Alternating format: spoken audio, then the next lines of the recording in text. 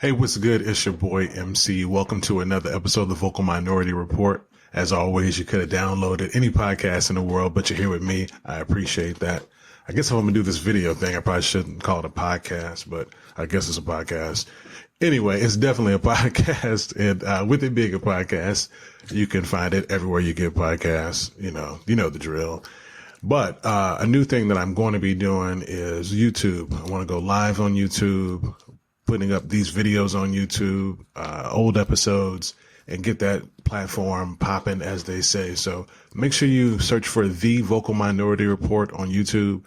Go and subscribe, like videos, check this out, and make sure you subscribe, turn on notifications. That way, when a video comes out, you'll get a notification. So you can, if you're watching this on YouTube, go ahead and hit like and subscribe now. And then if you're on the listening, do it. Hey, you got a phone. Go ahead and do it right now as well. And go ahead and leave a rating and review as well. Tell people about the show. Find me on Facebook, The Vocal Minority Report, and on Instagram, The Vocal Minority. And I will continue to post more on those social media sites. But let's go ahead and get into it. You know, this show is a social justice, criminal justice reform, equality, is equability a word? Making sure things fair and equitable, holding people accountable, speaking truth to power, and making sure that Black people, people of color, other people of color are represented and well taken care of and are learning and growing. And this case of Amber Guyger, which is obviously really the case of Botham Jean, 26-year-old accountant, Black man, murdered in his apartment. He was unarmed, sitting in his home, eating a bowl of ice cream, about to watch football last year, September 6th, 2018. Guyger came in, shot and killed him. She was sentenced to 10 years last week and is a convicted murderer. So last episode, I had on attorney and former judge Simone Redwine, and sorry for the technical difficulties too. The video, there was a bit of a lag, but everyone's told me that they didn't care because you got to see her in real time, and she was great. She broke down a lot of stuff, but last time I spoke was before the sentencing, before the hugs felt and heard around the world. So obviously it's that's the best point to start with. And then, of course, I'd be remiss if I didn't get into the unfortunate murder of Joshua Brown. And there's some other things to talk about in the city and beyond as well. So let's go ahead and get into it, starting with Judge Kemp. So she spoke early this week. So much has happened this week. I think it was early this week. Maybe it was the end of last week. And she talked about, she talked with the AP, and she talked to Steve Pickett of CBS 11 in Dallas, and gave her thoughts on the hugs and what happened at the end of the trial in the victim impact hearing. So, you know me, I like audio. I'm going to go ahead and play this for you so you can hear it. This episode's going to have some longer audio clips, about 3 minutes, and so just bear with me. But let's go ahead and get to Judge Kemp here.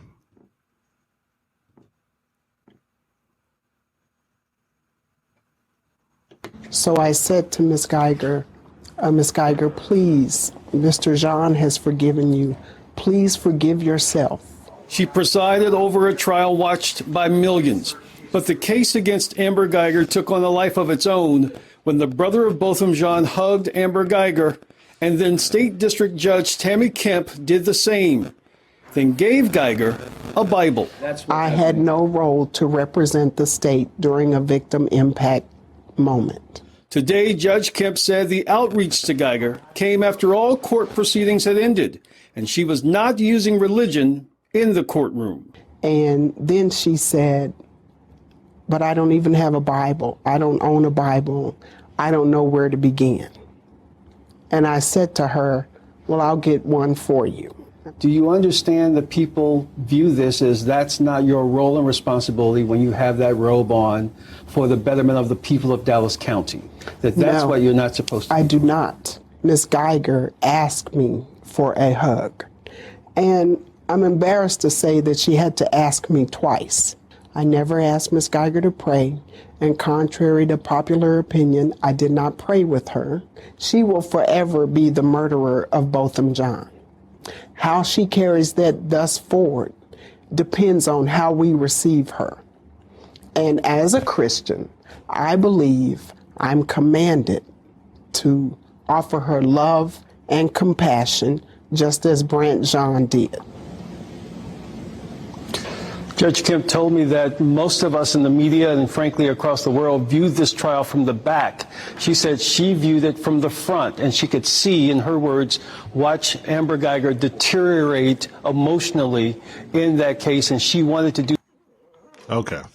All right. So she watched Amber Guyger deteriorate emotionally, as we all did, but whatever. Maybe you shouldn't go kill people, and you won't have to suffer through that. So let's talk about Botham Jean first, because I wasn't watching that moment live. I don't know what I was doing, but I wasn't watching that moment live. And of course I heard about it, and I thought, are you fucking serious? I can't believe this dude is hugging this lady and now, in effect, absolving her of something, just that act of forgiveness and compassion. I had a similar reaction after the Charleston, South Carolina shooting. The church is at Dylan Roof, when he killed the pastor, assassinated a state senator, parishioners, after walking in the building and praying with them. I mean, you all know the details there. And I remember hearing them talking about compassion and forgiveness, more so forgiveness, and how they forgave him. And I remember thinking, what are y'all talking about? I mean, I get it, I get the Christian angle, but what are you talking about? How can you forgive this man for this? And I watched a documentary on that. And one of the women's daughters, I don't recall which one, but she said, she wasn't with that. She spoke very frankly about, I'm not with this forgiveness stuff. That man can, he doesn't deserve my forgiveness. But I don't like to judge people. I certainly don't want people to judge me. So in an effort not to practice judgment, I get it. And I don't know what it's like to have to hold something. I don't know what it's like to have to heal for something like that. I was talking to my brother the other day about this when I was talking about what I'm going to talk about in this episode.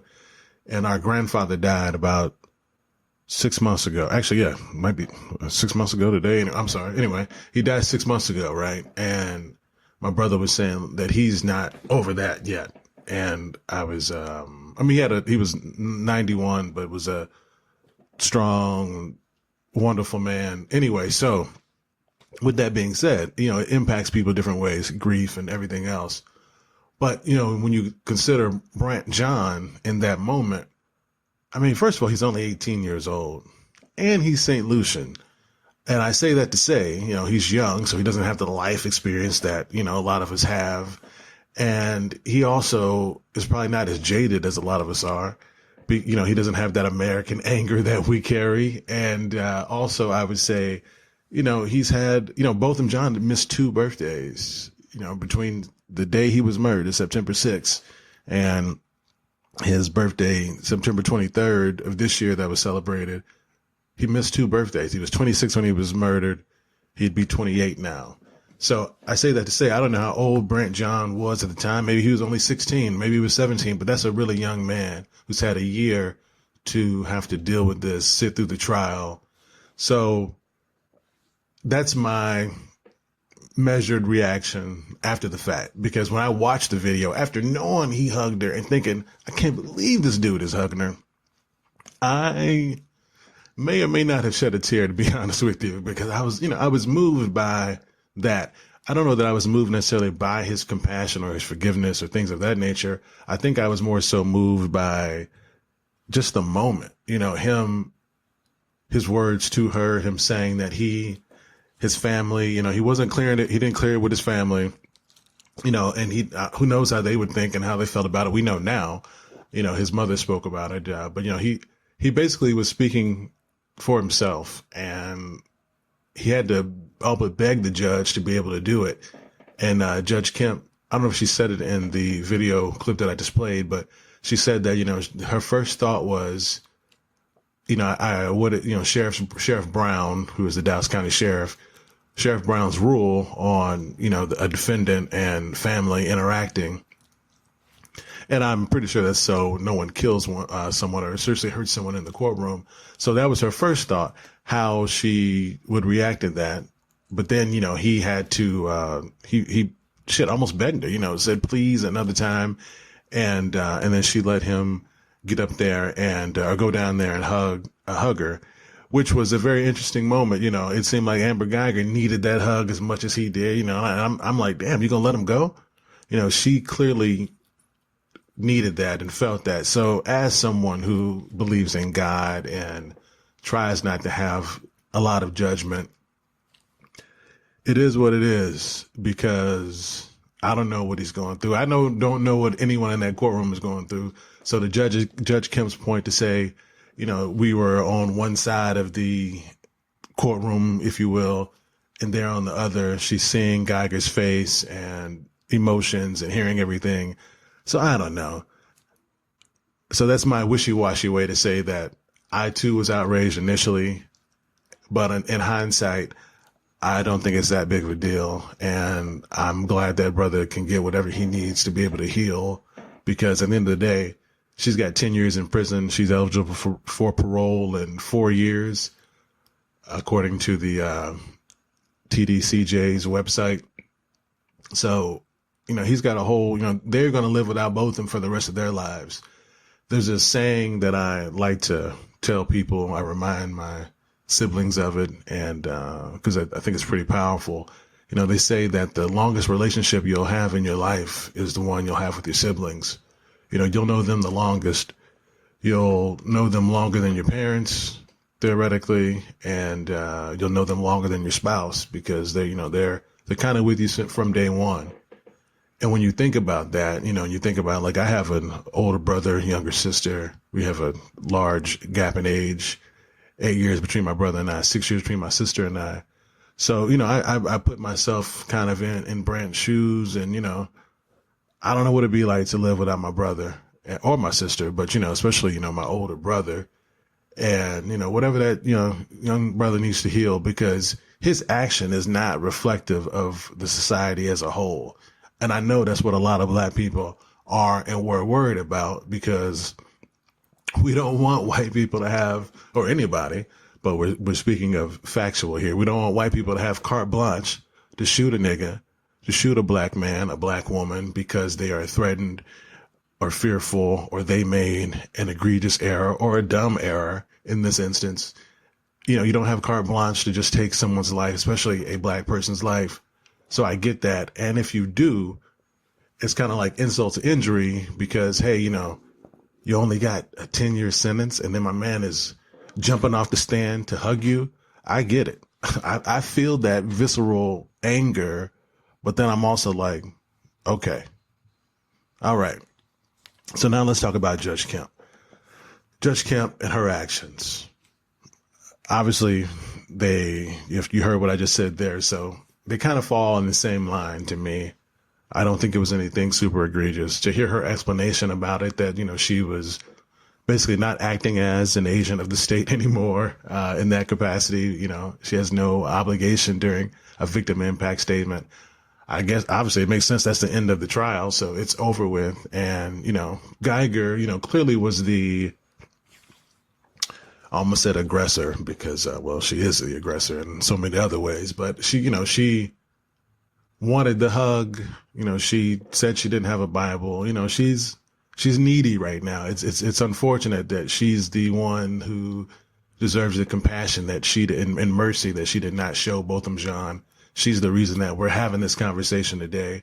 But it is what it is, you know, and folks talk about that hug that Judge Kemp gave to Guyger, or the Bible, excuse me. But, the only complaint that was filed came from, one of those groups. I don't have the name, but it was, something of the freedom of religion group, something out of the Midwest, which, I mean, they're going to have an issue with that anyway. So let's not just piggyback on, someone else's outrage.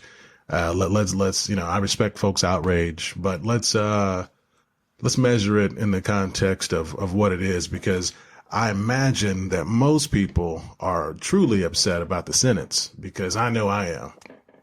Excuse me. If you listened to me last week, you heard me say that I thought she deserved a long sentence. And long to me is something that when she gets out, she's old. And old, I mean, old where life has taken its toll on her and it's a chore to restart her life.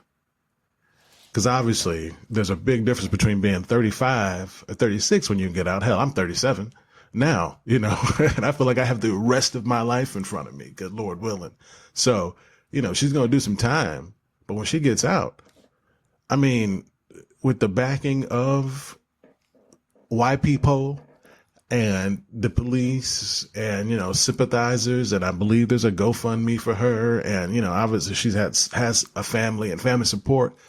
I think her life is going to be relatively okay in a short amount of time. So I think she should have been sentenced to 30 to 40 years and then had to have dealt with the consequences of all of that time in prison and getting out like so many other people to do, and not just of color, because as I say all the time, and this is not unique to me, but as I say, there are too many people in prison. We all know that. The numbers, it's just like, the cops shooting people.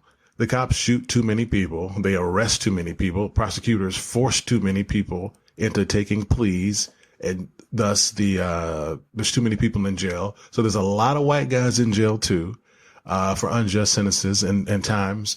But obviously we know the numbers, when it comes to black and brown people. So when you look at the disproportionate natures of the sentencing, I think it's ridiculous. And I think the jury really needs to be taken to task for their role in this. I've had this conversation before. I talked with Rabia Chowdhury, of Serial fame, and she hosts the Undisclosed podcast as well.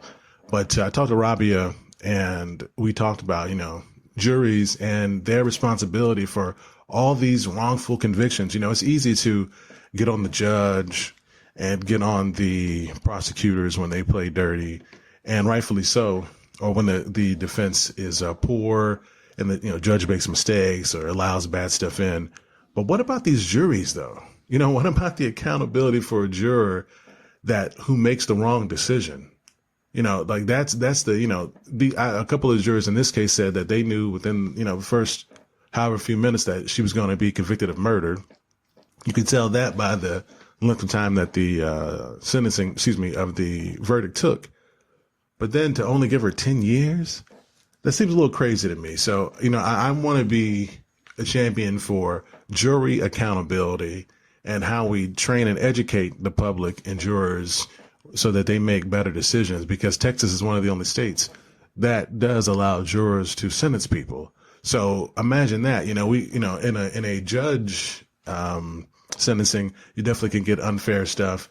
But in this instance, what if they don't like the defendant? What if they, they just want to tack on? What if they feel sympathy? I mean, that's the place where, I don't know that judgment should necessarily fall into play, but thus that is the situation we have in Texas, just like we elect judges. One of the only states that elects judges and has partisan elections. I shouldn't say one of the only states that elects judges, but our elections are partisan. So, Tammy Kemp is a Democrat, as I've mentioned before, despite her being backed by the Dallas Police Association. And as former Judge Redwine told me, so was she. So, it happens. But, all right. So let's move on from that and let's talk still about the police and in Dallas. And, if you're seeing the scroll down there, you see prosecution witness Joshua Brown, 28 years old, was murdered late Friday night. So it's been a week now that he was murdered, which is crazy. And I was going to say untimely, but any death is untimely and unfortunate. Any murder any shooting, any gun violence death. And that's been a crazy, crazy situation. If you've heard or seen anything all over, I mean, there's from DPD being involved and setting him up to him, misreports about where he was shot and how he was shot, and to, every conspiracy theory you could think of, and, to besmirching his name and to not besmirch his name. It's kind of gone a little haywire here. So I'm going to give you my opinion on the situation. I know that it's going to be a bit unpopular with some people, but hear me out, or not, whatever. But I'm going to give my opinion here. But before I do that, I want to play the Dallas Police Department. I want to play an abbreviated version of their 7-minute press conference that an assistant chief gave when they said that they had solved his murder. So let's play this, and then I will come back in. So this has been edited, but it's only been edited where I just took out small portions. It's still in chronological order, but it's like I said, a 7-minute video, and I'm not going to do that to you guys. So I took out the part where he gives condolences to the family, and then where he gets into some suspect-related details. I took that part out. So let's go ahead and check out this video and audio. As you know, Joshua Brown was shot and killed October the 4th of 2019. As you know, I've said it before, that we value human life. We understand that there are some in the community that do not, but the Dallas Police Department does That's almost value funny human that life. he says they value human life. More on that Through later. the dedicated work of my detectives, we have identified 3 suspects in the Joshua Brown murder. Jacarius Mitchell, black male, 20 years of age. Michael Mitchell, black male, 32 years of age. Thaddeus Green, black male, 22 years of age. According to suspect Jacarius Mitchell, all 3 suspects came from Alexandria, Louisiana, to purchase drugs from Joshua Brown. Thaddeus Green was the facilitator. He's the one that contacted Joshua Brown. As they drove to the offense location, Thaddeus Green gets out of the vehicle, has a conversation with Joshua Brown, which escalates into physical altercations, at which time Jacarius Mitchell gets out of the vehicle, and he states that Joshua Brown orders him back into the vehicle and shoots him in the chest. As he's laying in the vehicle, he hears 2 more gunshots. He says that Thaddeus Green shot Joshua Brown 2 times. According to the autopsy report, Joshua Brown was shot 2 times in his lower body. One was a through and through, and the other entered his body just below the spine, traveled upward, damaging vital organs. Thaddeus Green also took the backpack that Joshua Brown had, as well as the gun that Joshua Brown had. Michael Mitchell was the driver. He dropped Thaddeus Green off at an unknown location, and he took Jacarius Mitchell to Promise Hospital to receive treatment. He was later transported to Parkland Hospital, where he is currently in police custody. We will execute a warrant for capital murder on him today. We executed a search warrant at Mr. Brown's apartment, where we confiscated 12 pounds of marijuana, 143 grams of THC cartridges, and $4,000 in cash.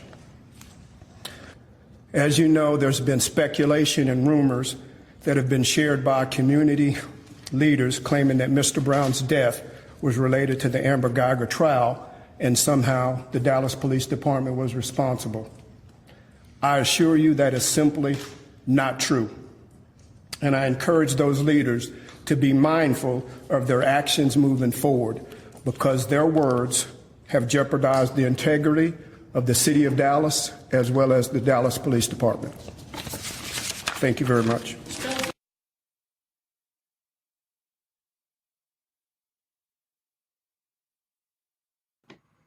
Okay, so that was Dallas Police Department's official statement on what happened to Joshua Brown Now, so there's a lot to unpack there. A few things.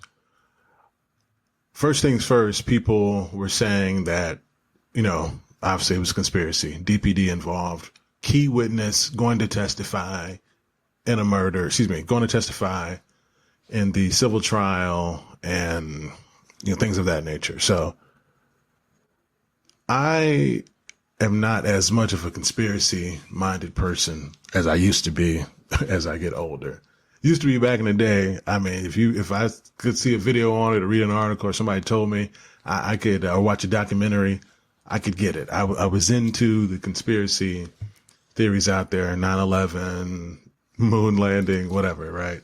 I'm still unsure about the moon landing and 9/11 may have been an inside job, and I don't know how that last tower went down, but I'll leave that stuff to my dad and other folks to get into, because maybe it's just easier for me, but I don't think the idea that, okay, first of all, let me start from the beginning.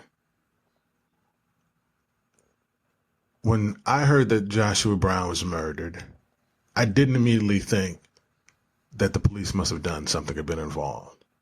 What I thought was, oh, this is a young Negro in Dallas who lives in a city that has tons of gun violence. That's really what I want to get to. Okay, so if you can see on the screen there, 109 people have been lost to gun violence in Dallas since Botham Jean was murdered. He was murdered September 6, 2018. It's November 11th. So unless I did this 2 or 3 days ago, so unless someone else has died or been shot and killed with a gun, there's been 109. Joshua Brown was the last one. So you see here, I've got some pictures rolling here. There's Andre Emmett. There's and some other. This man's name is Rambo. I don't have their names listed. I apologize, but I want to show you though that, and these are the 5 black men that had been murdered since the Amber Guyger trial began. So I want that to sink in with people. Okay, 109 murders since Botham Jean was murdered. 5 since the trial began at the end of September. So a lot of people get killed in Dallas, get murdered in Dallas. Unfortunately, I'm not bragging about that. I'm not trying to sound flippant either. It's very, very unfortunate. But what's more unfortunate to me is to take Joshua Brown's murder and lump it into your narrative because you're frustrated about the outcome of the case. That's what's frustrating to me. It's not above DPD or any police force, because it's happened, to pay someone to either kill someone themselves or to pay someone, a witness, or, an accomplice, whatever you want to call them, to kill someone else, especially when you get 3 Negroes from Alexandria, and kill someone in Dallas who has a questionable reputation or background. Okay. So let me get on that. So I, again, didn't take the whole conspiracy thing when I first heard it. I said I needed to know more, right? But a lot of people I trust and respect, smart minds, attorneys, and I'm not just talking about Lee Merritt and, Darrell Washington, Ben Crump, and I respect Sean King, not an attorney, but, as a journalist and a social justice warrior. But the rush to judgment to say what happened, can be troubling. And it's troubling when I ask some associates of mine, hey, hey, what do you think happened? And I wasn't fishing for anything. I was just having some general conversation. And the first thing I was told was, oh, well, it wasn't a DPD. My man, and let me preface this. I'm saying what was told to me. I'm not saying this to, shine any negative light on his character, but I'm telling you how I formed my initial and subsequent opinions on the matter. Okay. So what was told to me is that my man beats his old lady. He robs people, and he definitely is a dope boy or the dope man. Okay. So out of those 3 things I mentioned, obviously the least concerning is being a dope man, because whatever, it's 2019, sell weed, do your thing. That doesn't faze me. But the gunplay, the robbing Negroes, jumping on your old lady, and already being on somebody's hit list is what my mind wanders. And again, I wasn't fishing for this, but I was asking somebody just generally, and the person I was talking to, let me assure you, they're plugged in. so, I took that, at face value.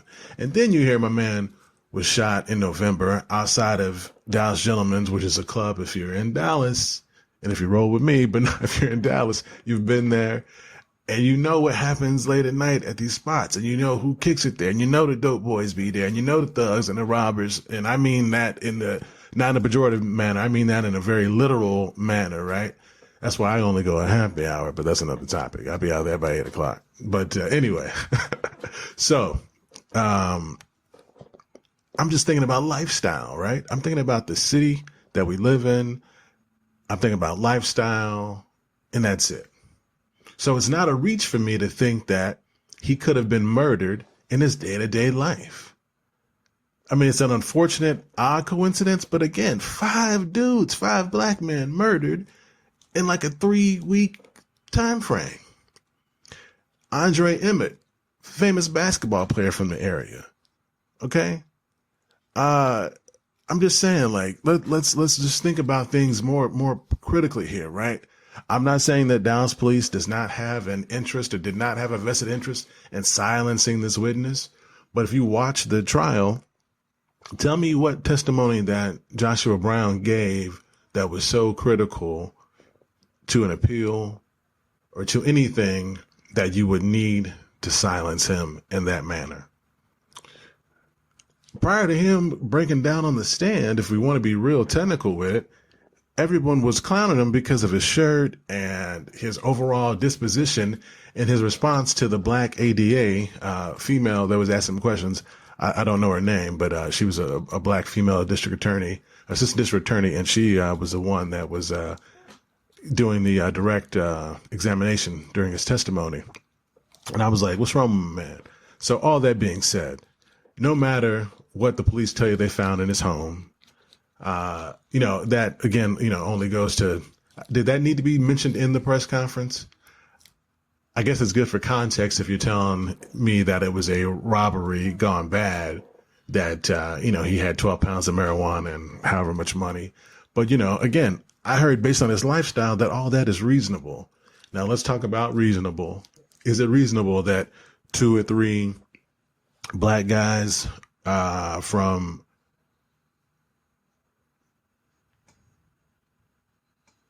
2 or 3 black guys from Alexandria, Louisiana, drive to Dallas to buy some weed? And is that reasonable? So if you go by social media, I would say the larger percentage of people will tell you no, especially if you believe in conspiracy theories, especially if you're against the police, and especially if you're just sympathetic to the whole Botham Jean and the whole situation. And I understand all those things.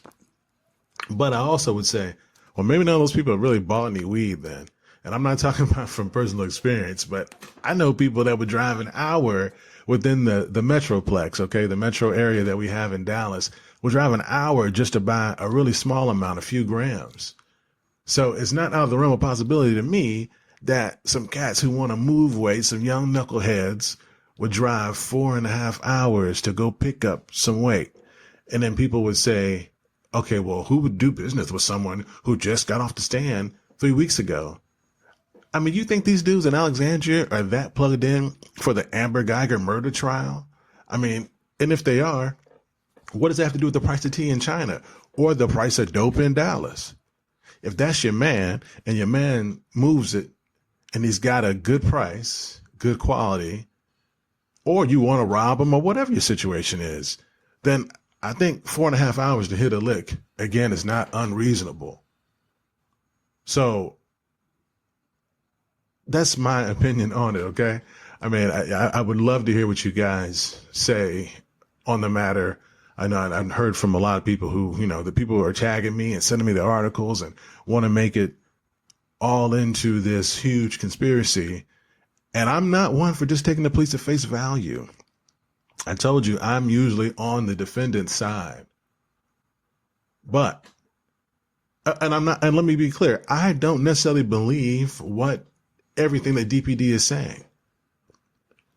But I do lend more credence to that type of story versus them coming for him. I could be wrong. I hope I'm wrong, because actually, I don't know if I hope I'm wrong. I don't know which is sadder. Dallas police coming after a witness in this fashion or any fashion, or 3 black men being charged with capital murder in Texas and another black man's life being taken and his reputation dragged through the mud no matter what. Because either way, I mean, he didn't deserve to die. You know, I talk about the gun violence and the number of people that have been murdered because I want that to sit in with people, you know. And the thing about it that's crazy, so when I talk about like 109 gun violence deaths in Dallas, most of those are murders of black men. And I'm not one of these people that tells you, well, y'all got to stop shooting each other. I mean, the reality is that people kill people in communities where they live. So that's really more of a gun conversation, if you want to be honest. And I'd love to have a gun debate, because all these men that pictures are showing, and Botham Jean, would be alive right now. Now, she was a cop and all that. But if people did not have a shoot first mentality, including the police, then this stuff wouldn't be happening. So accountability goes on both sides. And I'm certainly not going to compare the level of accountability that the police have versus what a normal citizen has. But in this instance, too many guns equal too many murders. That should be the focus here. Do I think that an independent investigation should be had in the Joshua Brown murder? Of course. Do I think that we can trust any or most of what DPD says about cases? No. I mean, because the reality is that anytime they arrest someone, especially in a high profile manner, they give a press conference. I mean, hell, the prosecutors do it. It's kind of weird when you think about it that they actually, and that's why I'm pro defendant. That's why so many people get railroaded. That's why so many plea deals happen, because the prosecution and police can immediately set the story and the narrative. They can go on YouTube live for 7 minutes, or, you know, call a press conference and tell you exactly what they think happened. How many of y'all have watched First 48? Y'all see how this stuff works? I mean, this is no different, but I'm just saying, let's until we have an independent investigation, I don't know if we'll get one, but we certainly need to call for one. Let's just pump the brakes a little bit. Not because I'm giving the DPD the benefit of the doubt or anything like that, but I just want you to remember and think about what's happening in this city of Dallas. And I bet and imagine that it's happening in other large major cities too, especially where Black people live, because the reality is, and I don't have all the stats in front of me, but of those 110 people that have died of gun violence in the last year, like I said, most of them were Black. There were a few Hispanic, a few white guys. I mean, there were like 2 white women, 2 white guys, mostly Black men who looked to be between 17 and 50. And it's really ridiculous. But yeah, so speaking of ridiculous, let's talk about, let's stay on the Dallas Police Department, and I'm gonna tell you why I'm not letting them off the hook for anything. So, you know, don't get it twisted there, because recently there was a Dallas Police Oversight Board that formed. It consists of city council members and representatives from districts. And they had their first meeting this week. And when I tell you it was crazy, it was crazy. If you want to see the full video, you can go to the Vocal Minority Report on Facebook. Check it out there. It's got like over 5,000 views already, which is crazy because it's a 7 or 6 minute video. And I'm only going to show you like 3 here. Same thing. I edited it down just a little bit so you can, it still flows, but to take out some of the minutia. But, you watch this video and check out the full length video on the Facebook page at the Vocal Minority Report and tell me what you think of this. This is the police oversight meeting. And this is the moment right before Chief Renee Hall, a black chief, Dallas's first black female police chief. This is moments before she calls for her extraction team. So watch and listen to this video here. And let us give you an answer. It is not necessary to just to be about to close the meeting. So, okay, and can you give us an opportunity as a board? I don't know if they were prepared. So let us, Chairman. No disrespect to the team. He's speaking. Shut up, you ignoramus. Hey. Talking to them. You better watch your mouth. Better watch your mouth. So what happened is there was no time on the agenda for community members to speak. So that's part of the context here. That man there is the husband of one of the board members, Janice Coffin. Can you get me my extraction team? We're done. Let me say this, House Bill 2840 allows for... So Chief Hall just called for her extraction team and said, we're done, we're done. You're in violation of state law. House Bill 2840 passed last month. Gives all public meetings. You're in violation of state law. You're in violation of state law. Community police You're in oversight. violation of state law. Just throw us out. Community police oversight. That's community police oversight. It's state law. House Bill 2840 requires. House Bill 2840.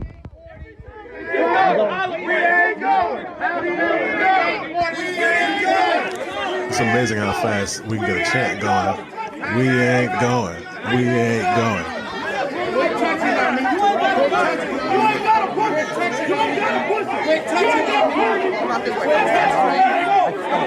I know. I have to do what I can do. I'm moving out.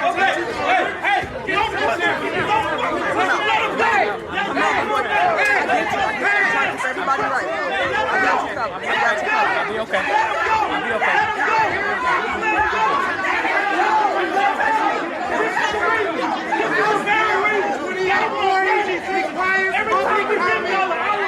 That's Dominique Alexander. He is the leader of the Next Generation Action Network in Dallas.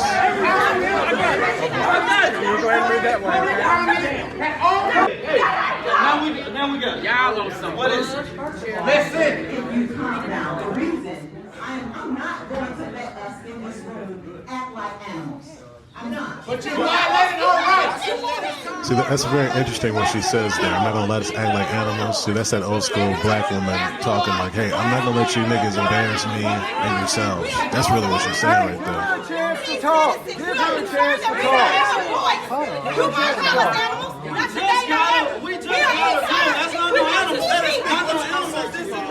It's I will allow you to speak. The chairman said he would allow you to speak. We will not have all these outbursts in here. If we didn't have outbursts, you would have closed the meeting. Once I brought it up, we was about to close the meeting. One of the exacerbated look on his face. So there was no time on the agenda for the community members to speak. All right, so we can go ahead. All right, we can go ahead and cut that. So, but I just want to show you that this is the first meeting of the Community Police Oversight Board. Okay, now mind you, 3 of those people, the community members, were asked for their immediate resignation, and one of those being the husband or the wife of the man who yelled out, "Shut up, you ignoramus," or ignoramus, which kind of prompted all that the drama there. So, that is more of the same of what's happening in this city. So when I tell you there's a police problem in Dallas, you can see for yourself in just that small clip. Like I said, go to the Facebook page, the Vocal Minority Report, check it out if you want to watch the whole thing. But that's just kind of where we are right now. You've got the activists, you've got community members, and you've got this crazy ass hierarchy. You know, Dallas is in a really interesting place right now. We've got a black mayor, black city manager, black police chief, black DA. That's like 2 in a row for DA. Actually, it's 3 out of 4 for district attorneys. And we still have all this unrest. And unrest is probably not the correct term, but there's certainly a problem when it comes to fair and equitable treatment of black people, people of color in this city, community, metroplex as a whole. And obviously it's indicative of what's happening in the country at large. But Dallas is my priority, and then I'll work on the rest of the country, and hopefully everybody will wake up and get free. But yeah, so that's what's happening. That's what you've missed in the last week. We're going to get back to more general topics here, but obviously the things that happen in Dallas, like I said, are indicative of what's happening in the country. And this is important news. You know, the murder of Botham Jean, the trial of Amber Guyger, now the murder of Joshua Brown, Chief Hall's actions, comments. One thing I didn't mention, part of the problems with that night at the Police Oversight Committee, in addition to them not having, room for community members, room for community members to speak, they also had an issue where Chief Brown said that Chief Hall said she had not seen footage of a St. Lucian woman getting arrested and with excessive force being used. And that video is on Facebook, on Twitter, but I'm not going to play it here. But you can clearly see what's happening to her first name is Sophia before she gets arrested. And Chief Hall said she had seen the video, and then said excessive force wasn't used. And then later in that same meeting mentioned that she had seen a small clip. So we're talking about being honest. We're talking about being truthful, accountable. We have multiple examples of DPD not doing that. And, you know, everyone's right to have their opinion and speculation. So hopefully today has caught you up on where you need to be. And now we're going to get to the point of moving forward. We have there's still a lot of murders, lots of guns. Obviously, guns are a problem, you know, across the board. You know, real quick, and then I'll end this. But I was going to bring up another topic. I want to talk about domestic violence, because thinking of guns made me think of something that's going on in someone's life right now that I know. So shout out to that sister. I hope she finds the help and healing that she needs. And, so anyway, that's on more of a personal note, but domestic violence is real. So, you know, take care of people and look out for people, help out people if you can. And, so I'll touch on that more next episode. Sorry for the awkward ending, but, thanks everybody for watching, tuning in. Make sure you like and subscribe, leave a rating and review if you're listening to the podcast, and make sure you, tell a friend. All right. It's the Vocal Minority Report. I am your boy, MC. I'll holla at you. Peace.